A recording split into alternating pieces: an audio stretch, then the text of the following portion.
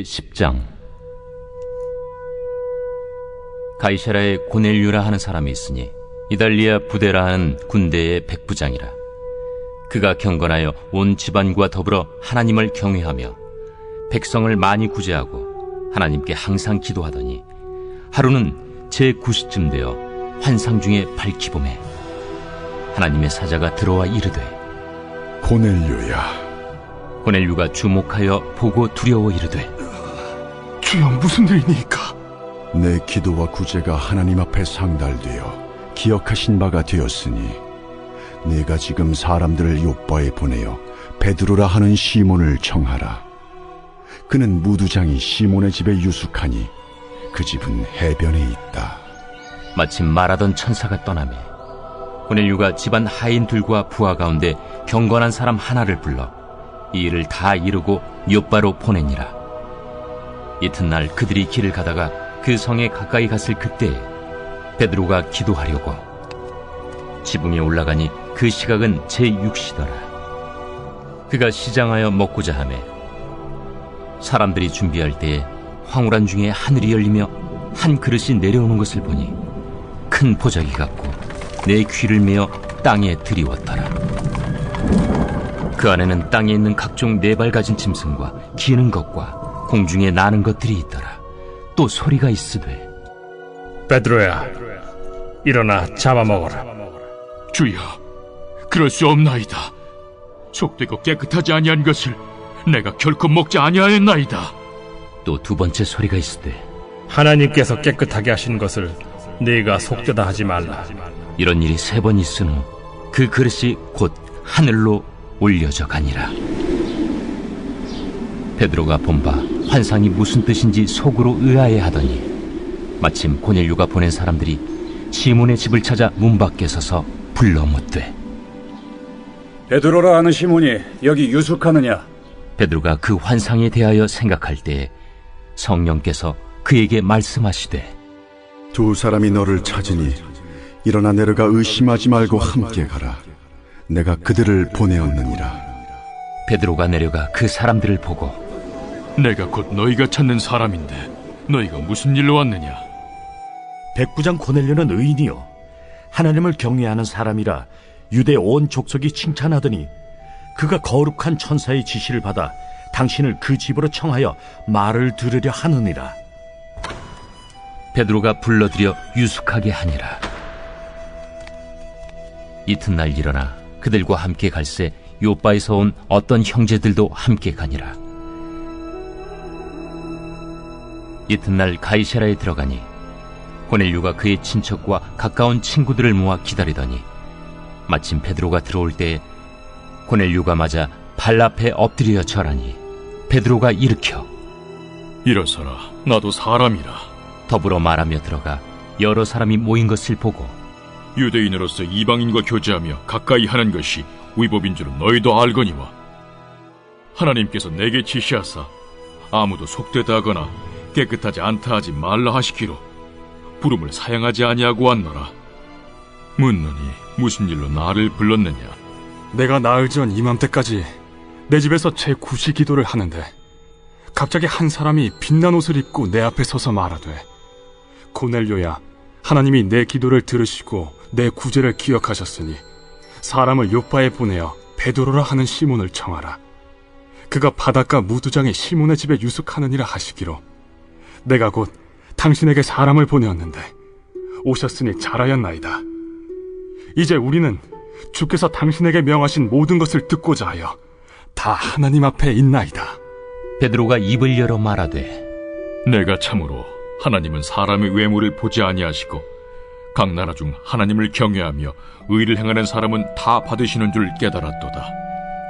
만유의 주 되신 예수 그리스도로 말미암아 화평의 복음을 전하사 이스라엘 자손들에게 보내신 말씀, 곧 요한이 그 세례를 판포한 후에 갈릴리에서 시작하여 온 유대에 두루 전파된 그것을 너희도 알거니와 하나님이 나사렛 예수에게 성령과 능력을 기름 붓듯 하셨음에 그가 두루 다니시며 선한 일을 행하시고 마귀에게 눌린 모든 사람을 고치셨으니 이는 하나님이 함께 하셨음이라. 우리는 유대인의 땅과 예루살렘에서 그가 행하신 모든 일의 증인이라. 그를 그들이 나무에 달아 죽였으나 하나님이 사흘 만에 다시 살리사 나타내시되 모든 백성에게 하신 것이 아니요 오직 미리 택하신 증인 곧 죽은 자 가운데서 부활하신 후 그를 모시고 음식을 먹은 우리에게 하신 것이라. 우리에게 명하사 백성에게 전도하되 하나님이 살아있는 자와 죽은 자의 재판장으로 정하신 자가 곧 이 사람인 것을 증언하게 하셨고 그에 대하여 모든 선지자도 증언하되 그를 믿는 사람들이 다 그의 이름을 힘입어 죄사함을 받는다 하였느니라. 베드로가 이 말을 할 때에 성령이 말씀 듣는 모든 사람에게 내려오시니 베드로와 함께 온 할례 받은 신자들이 이방인들에게도 성령 부어주심으로 말미암아 놀라니 이는 방언을 말하며 하나님 높임을 들음이러라. 이에 베드로가 이르되 이 사람들이 우리와 같이 성령을 받았으니 누가 능히 물로 세례 베품을 금하리요 예수 그리스도의 이름으로 세례를 베풀라. 그들이 베드로에게 며칠 더 머물기를 청하니라.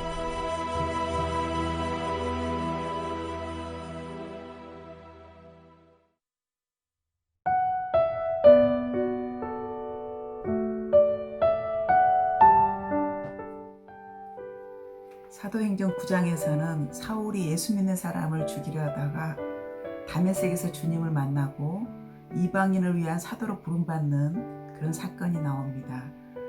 이 사도행전 10장은 고넬료와 베드로의 만남 또한 이방인에게 복음을 증거되는 아주 중요한 분기점에 있는 것 같습니다. 이 이야기는 우리들이 참 잘 아는 이야기인데요. 고넬료와 베드로에게는 공통점이 있습니다. 그들은 9시에 또는 베드로는 6시에 항상 그들은 기도하는 그러한 습관을 가지고 있었습니다. 유대인으로서 이렇게 이방인과 가까이 하는 그때는 유법으로 되어 있는 그러한 시대였습니다. 우리 하나님은 고넬료에게 나타나서 너의 구제와 기도가 주님 앞에 상달되었다고 말씀합니다. 고넬료의 특징은 군대 장관이었고 백부장이었습니다. 이 사람은 온 가족과 함께 구원받기를 원했습니다. 하나님은 이 중심을 보시고 고넬료에게 환상 중에 베드로를 찾아가라는 그런 말씀을 합니다. 베드로 또한 피장 시몬의 집에 머무르면서 환상을 보게 됩니다.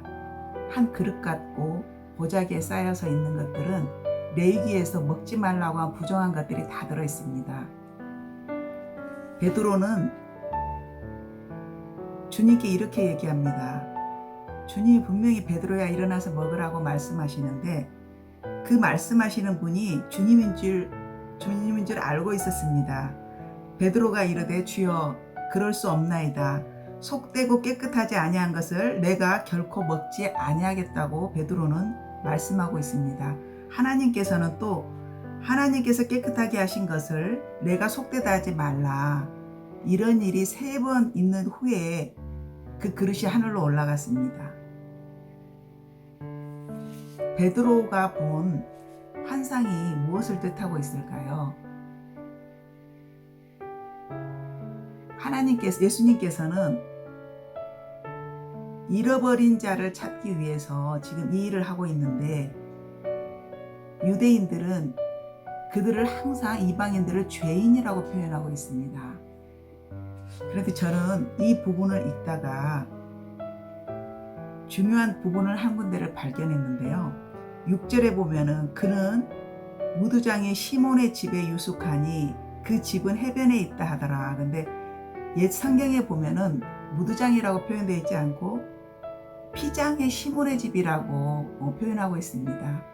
이 피장이라는 것은 이런 집은 어떤 집을 이야기하냐면요, 가죽을 다루는 집을 이야기하는데 짐승을 죽이고 그 가죽들을 이렇게 다루는 사람들이기 때문에 그들은 그 시대적으로 말할 것 같으면 아주 천한 신분, 다른 사람들이 꺼려하는 그런 사람들입니다. 그런데 베드로가 지금 누구 집에 유숙하고 거기서 먹고 있나요? 그 피장 시몬의 집에서 지금 있습니다. 그러면서 베드로가 자기는 깨끗하지 않는 것, 또 법에 어긋나는 것은 하고 있지 않다고 얘기합니다. 여기에서는 참 모순이 있는 것 같아요. 근데 이 본문을 보면서 참 내가 많이 저지를 수 있는 실수겠구나. 우리는 얼마나 신앙생활을 오래 했고 말씀을 내가 많이 읽었고 내가 어느 정도 안다고 생각합니다. 또 제 경험 속에서도 많은 경험들이 있고 체험이 있고 확증들이 있기 때문에 그것이 내 자신 속에 편견으로 내가 자리 잡고 믿지 않는, 요즘같이 시대적으로 이렇게 시끄럽고 이런 때는 참 많은 현상들이 있는데요. 혹시 나도 베드로처럼 이렇게 편견을 가지고 그들을 판단하고 이러한 실수를 저지를 수 있는 충분한 그런 위험 요소가 많이 나에게 있겠구나 하는 생각을 제가 했습니다.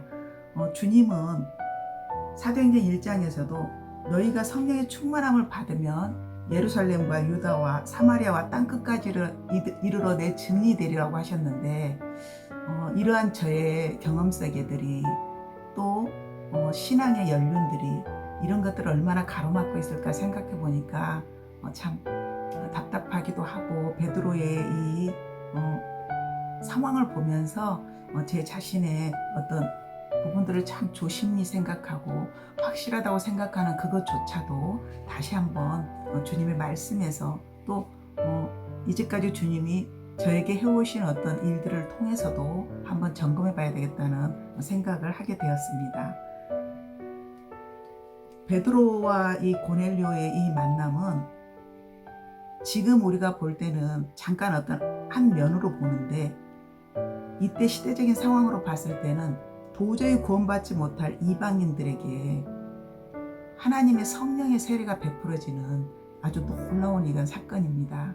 저는 이 부분을 보면서 하나님께서 얼마나 그 영혼들에 대한 그 갈급함, 긴박함을 느끼고 계실지 또한 이 시대에도 같을 것이라고 생각합니다. 하나님은 참으로 베드로가 이렇게 말합니다. 사람의 외모를 보지 아니하시고 각 나라 중 하나님을 경외하며 의를 행하는 사람을 다 받으신 줄 깨달았다고 말씀하고 있습니다.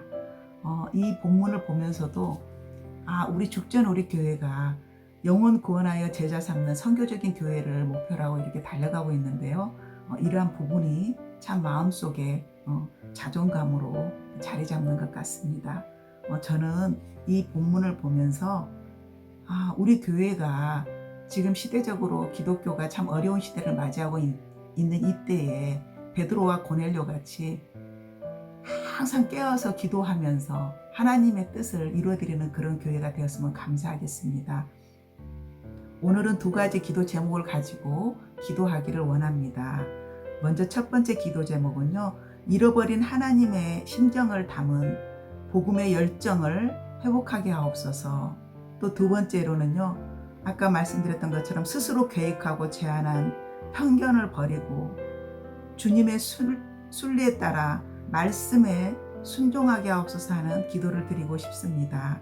오늘도 우리 성도님들 주님과 함께 거룩한 행복으로 가득하시기를 바랍니다.